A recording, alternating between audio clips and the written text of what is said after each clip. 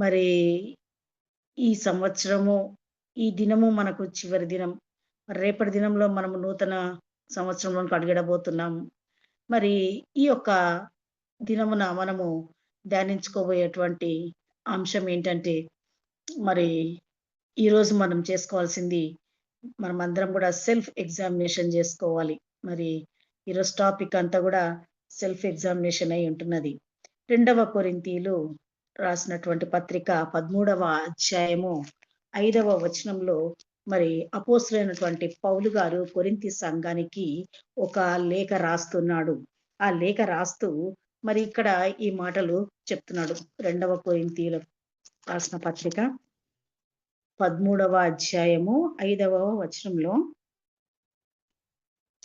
మీరు విశ్వాసం గలవారై ఉన్నారో లేదో మిమ్మును మీరే శోధించుకొని చూచుకొనుడి. మిమ్మును మీరే పరీక్షించుకొనుడి. మీరు భ్రష్టులు కాని యెడల యేసుక్రీస్తు మీలో ఉన్నాడని మిమ్మును గూర్చి మీరు ఎరుగరా అంటూ ఇక్కడ ఒక ప్రశ్నతో ఈ యొక్క 5వ వచనము మరి ముగించి ఉన్నారు. మరి ఇక్కడ మిమ్మును మీరే పరీక్షించుకొనుడి అంటున్నాడు. ఇక్కడ ఈ లేఖ రాయటానికి కారణం ఏంటంటే, అంతకుముందు గూడా మరి పౌలు గారు మరి కొరింథీ సంఘాన్ని విజిట్ జేశారు. రా చేసిన తర్వాత ఒక రెండవ లేఖ రాస్తున్నాడు. మరి ఇక్కడ మూడోసారి కొరింథీ సంఘానికి వస్తూ అక్కడ సంఘాన్ని సిద్ధపడమని చెప్తున్నాడు. మరి వారందరూ గూడా తాను రాకముందే సిద్ధం కావాలని సంఘాన్ని తీవ్రంగా హెచ్చరిస్తూ ఈ మాటలు రాస్తున్నారు.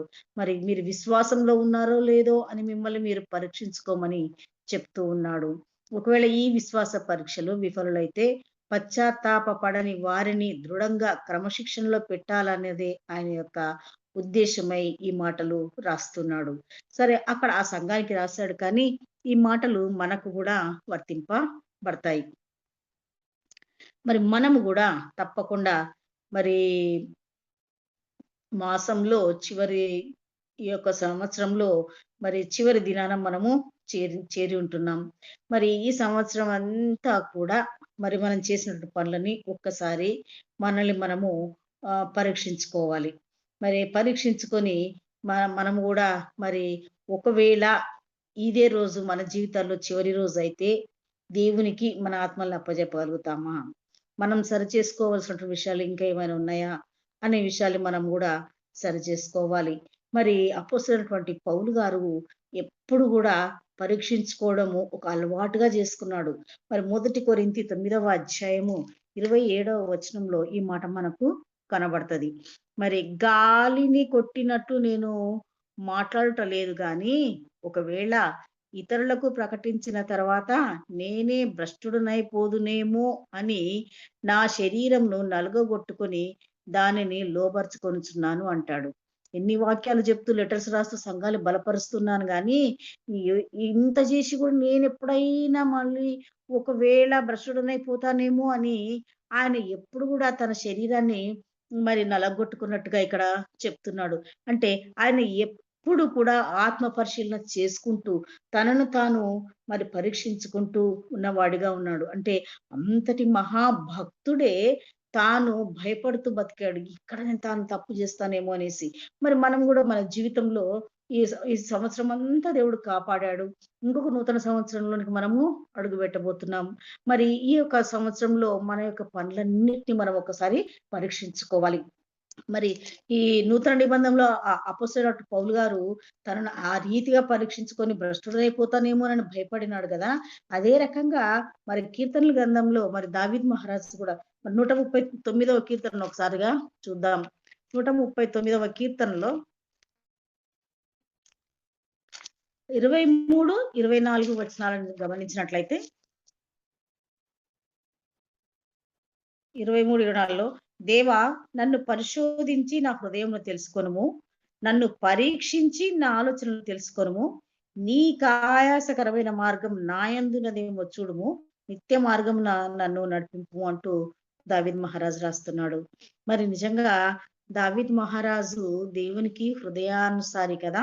హృదయానుసారి అయినా కానీ మళ్ళా ఆయన గూడా తను ఎంతగా ఆయన తగ్గించుకొని దేవుణ్ణి అడుగుతున్నాడు. అయ్యా నా హృదయాన్ని పరిశోధించు అంటాడు. నా హృదయాన్ని గురించి మొత్తము నువ్వు ఎగ్జామిన్ చేసుకొని తెలుసుకో అంటాడు. నన్ను పరీక్షించి నా ఆలోచనలు కూడా తెలుసుకో అంటున్నాడు. హృదయమే కాదిక్కడ, ఆలోచనలు కూడా తెలుసుకో అంటున్నాడు. దేవా! నాలో ఆయాసకరమైన మార్గం ఇది మనం ప్రతిరోజు మన ప్రార్థనలో మనం మా పలకాల్సిన మాటలు. నీకాయాసకరమైన మార్గం నా యందున్నదేమో చూడుము. నిత్య మార్గంలో నన్ను నడిపించుము అంటూ మనము దేవుణ్ణి వేడుకొనవలసి ఉన్నది. అయితే మనం ఈ పాత సంవత్సరంలో ఒకవేళ మనలో మరి కొన్ని పనులు మరి దేవునికి ఇష్టమైనవి జేసుండవచ్చును. ఇష్టం లేనివి గూడా చేసుండవచ్చును. మరి ఒక్కసారిగా మనమందరం గూడా ఆ యొక్క పనులని పరీక్షించుకోవాలి. మరి మనం ఏం పరీక్షించుకోవాలి అనే మాటలు మనం జూసినట్లయితే కొలస్సీలకు రాసిన పత్రిక 3వ అధ్యాయం 2వ వచనంలో ఒక మాట మనకు గనబడతది. మరి ఇక్కడ మనం 1 నుంచి గూడా జూస్తే మంచిగా అనిపిస్తది. మీరు క్రీస్తుతో కూడా లేపబడిన వారైతే పైనున్న వాటినే వెదకుడి. అక్కడ క్రీస్తు దేవుని కుడిపార్శ్వంలో కూర్చుండున్నాడు. పైనున్న వాటి మీదనే కానీ భూసంబంధమైన వాటి మీద మనస్సు పెట్టుకొనకుడి. మరి మనము దేవుని బిడ్డలుగా పిలువబడుతున్నాం. రక్షణలోకొచ్చున్నాం. దేవుణ్ణి ఎరిగిన వారము. తరతరాలుగా మనోళ్ళే ఎన్నో ఏ సం మరి తరాలుగా దేవుణ్ణి ఎరిగిన వారమే. మరి మన యొక్క మనస్సు ఎక్కడ ఉండాలి అనే మాటకు ఇక్కడ చూసినట్లయితే, భూసంబంధమైన వాటి మీద మనసు పెట్టుకొనకుడి అంటున్నాడు. మన ఆలోచనలు, మన తలంపులు, మన క్రియలు, మన పనులన్నీ కూడా దేవుని మహిమపరిచే విధంగా చేయాలి. మరి ఇక్కడ మరి భూమి మీద ఉన్నటువంటి మనుషులుగా మనం ఉంటున్నాం. మన అవయవాలను మరి మనం దేవునికి పరిశుద్ధంగా ఉంచుకుంటూ దేవునికి అప్పజెప్పాలి. మరి 5వ వచనంలో 3వ అధ్యాయం 5వ వచనంలో మరి కావున భూమి మీదున్న మీ అవయవములు అనగా జారత్వమును, అపవిత్రతను, కామాతురతను, దురాశను, విగ్రహారాధనైన ధనాపేక్షను చంపివేయుడి. వాటి వలన దేవుని ఉగ్రత అవిధేయుల మీదికి వచ్చును అంటున్నాడు. మరి మన అవయవాలను ఒకసారిగా పరీక్షించుకోవాలి. పరీక్షించుకొని ఒకవేళ ఈ లక్షణాలు ఏమైనా మనలో ఉంటే వాటిని తప్పకుండా మనము చంపివేయాలి అంటున్నాడు. 8వ వచనంలో చూస్తే, ఇప్పుడైతే మీరు కోపము, ఆగ్రహము, దుష్టత్వము, దూషణ మీ నోట బూతులు అని వీటినన్నిటిని విసర్జించుడి అంటున్నాడు. కొన్నిటినేమో విసర్జించి వేయమంటున్నాడు. 10వ వచనంలో చూస్తే, ప్రాచీన స్వభావమును దాని క్రియలతో కూడా మీరు పరిత్యజించి జ్ఞానం కలుగు నిమిత్తము దానిని సృష్టించిన వాని పోలిక చొప్పున నూతన పరచబడుచున్న నవీన స్వభావంను ధరించుకొని ఉన్నారు. మరి మ మనం సృష్టించిన మనము సృష్టికర్తను మనము దేవుని పోలి మనం సృష్టించబడ్డాం గదా! మరి ఆయనలాగా మనం ఉండాలి అంటే మనలో ఉన్నటువంటి ప్రాచీన స్వభావాన్ని వదిలేసేసి నవీన స్వభావాన్ని మనము ధరించుకొనవలసి ఉన్నది. సరే, మనము పైనున్న వాటి మీదనే మనసు పెట్టుకోమని హెచ్చరిస్తున్నాడు అపోస్తలుడైన పౌలు గారు. భూసంబంధమైన వాటి మీద మనసు పెట్టుకోవద్దంటున్నాడు. ప్రాచీనమైన స్వభావాన్ని పరిత్యజించి నవీన స్వభావాన్ని ధరించుకోమంటూ మనకిక్కడ తెలియజేస్తున్నాడు. సరే, మరి ముఖ్యంగా మరి మనము మ మహా భక్తులే మరి ఇంత భయపడుతూ బతుకుతా ఉన్నప్పుడు మనము, మనము మన యొక్క ఆత్మని గూడా మనము పరీక్ష జేసుకోవాలి. మరి ఎందుకంటే ఈ లోకంలో ఎన్నైనా పరీక్షలున్నా మరి ఈ యొక్క ఆత్మ పరీక్ష గాని నెగ్గకపోతే జీవితానికి మహా ముప్పయితుంది. మరి ఈ పరీక్ష మరి ఇక్కడనే టెస్ట్ జేసుకోవాలి. మనం ఈ లోకం విడిచిపెట్టిపోయిన తర్వాత మనల్ని మనం పరీక్షించుకున్నా, పరిశీలించుకున్నా ఇంకా లాభం ఉండదు. కాబట్టి మనం సజీవ లెక్కలో ఉన్నప్పుడే ఈ యొక్క పరీక్షను మనము రాయాలి. మరి ఈ యొక్క పరీక్షల్లో ఇక్కడ ఇన్విజిలేటర్ ఏముండడు. మరి ఎగ్జామినేషన్ హాల్‌కి మనం పోవాల్సిన అవసరం అయితే లేదు. మరి ఇక్కడ మనము మన అంతరాత్మను మనమే ప్రశ్నించుకోవాలి. మరి మన ఇన్విజిలేటర్ మనమే, దిద్దేవాళ్ళం గూడా మనమే, మార్కులేసుకునే వాళ్ళం గూడా మనమే. ఎందుకంటే మన ఆత్మను గురించి మనకు బాగా తెలిసుంటది. మరి మనం విశ్వాసంగా ఉన్నామా లేదా? మనం మనం పరీక్షించుకొని మరి విశ్వాసంలో ఉన్నవాళ్ళు ఏమేం పరీక్షించుకోవాలనే విషయాలను గూడా ఒక్కసారిగా మనం కొన్ని విషయాలను మాత్రమే ధ్యానించుకుందాం. మరి ముఖ్యంగా మనము ఫస్ట్ మన తలంపులను పరీక్షించుకోవాలి. మరి హ్మ్. అపోస్తలుడైనటువంటి పౌలు గారేమో పైనున్న వాటి మీదనే మనసు పెట్టుకోమంటూ హెచ్చరిస్తున్నాడు కదా! మరి విశ్వాసంలో ఉన్న వారి తలంపులన్నీ గూడా ఎట్లుంటాయంటే చాలా మంది భూ సంబంధమైన తలంపులే ఉంటాయి గదా! వీటివి లేకుండా జేసుకోవాలి.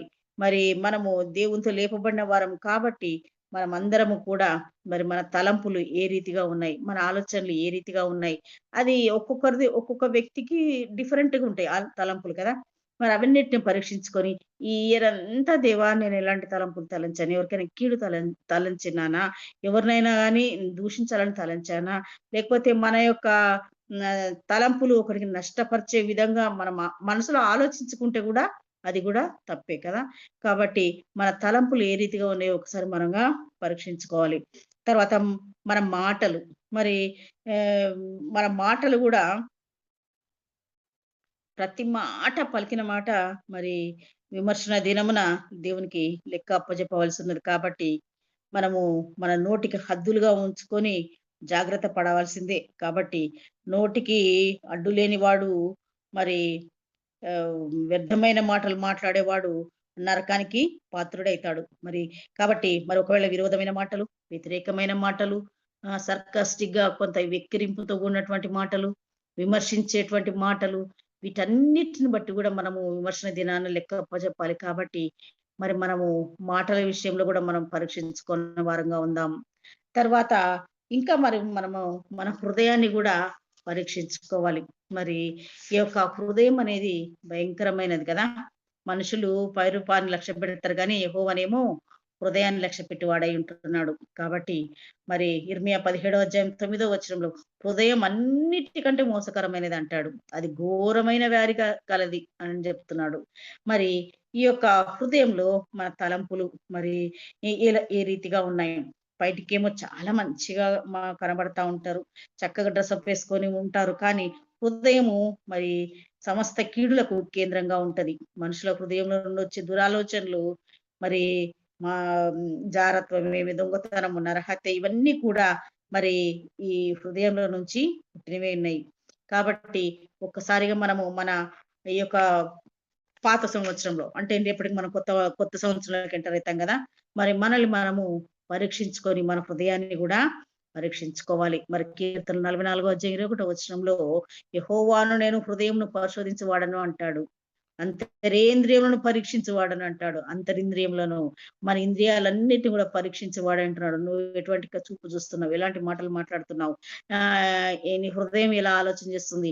ఇవన్నీ గూడా ఎవరు గూడా ఎగ్జామిన్ చేస్తే ఏ స్కానర్‌కి గూడా దొరకవివి. కానీ దేవుడు మాత్రం అన్నిటిని స్కాన్ చేస్తూ మనకు మన గురించి తెలుసుకుంటూ ఉన్నాడు. కాబట్టి మానవుడు దేవునికి విరోధంగా క్రియలు చేస్తే మరి పాపమనే జబ్బు పీడింపబడతాడు. కాబట్టి మరి ఈ వ్యాధికి మరి ఈ పాపమనే వ్యాధికి లోనైన వాడు మరి ప్రభువును ప్రేమించలేడు కదా! కాబట్టి మనమందరం గూడా మన హృదయాలను మరి దేవునికి మరి అప్పగించుకోవాలి. మరి మన్నో ఈ యొక్క హృదయం నూతన పరచబడాలి అనంటే మరి దేవుని వాక్యమును మనం అనుదినము పఠించు వారంగాను వి మరి చదివినటువంటి విషయాలను కూడా మరి మన హృదయాల పదిలపరచుకుని వారంగా ఉండాలి. మరి చదివిన విషయాలను ఆ పూటకే మనం వదిలేసి చదివి వదిలేసినామంటే అది మన హృదయాల్లో ఉండదు. ఎప్పుడైతే దేవుని వాక్యం మన హృదయాల్లో ఉండదో, దేవుడు మనలో ఉండడో, అప్పుడు మన జీవితం గూడా మరి పాపానికి దాసోహమవుతుంది. కాబట్టి దేవుడు మనకు నూతన హృదయాన్ని ఇస్తాడు. మనం ఖచ్చితంగా నూతన హృదయాన్ని పొంది తీరాలి. నూతన హృదయము మా నూతన స్వభావంను మరి దేవుడు మనకు ఇవ్వడానికి ఆయన సిద్ధంగా ఉన్నాడు. దేవా నన్ను పరిశోధించి నా హృదయం తెలుసుకొనుము. నన్ను పరీక్షించి నా ఆలోచనలు తెలుసుకొనుము. కరమైన మార్గం నా యందున్నదేమో నిత్య మార్గంలో నడిపించు అంటూ దావీదు మహారాజు చేసిన ప్రార్థనల మనం అనుదినము ప్రార్థనలు చేయాలి.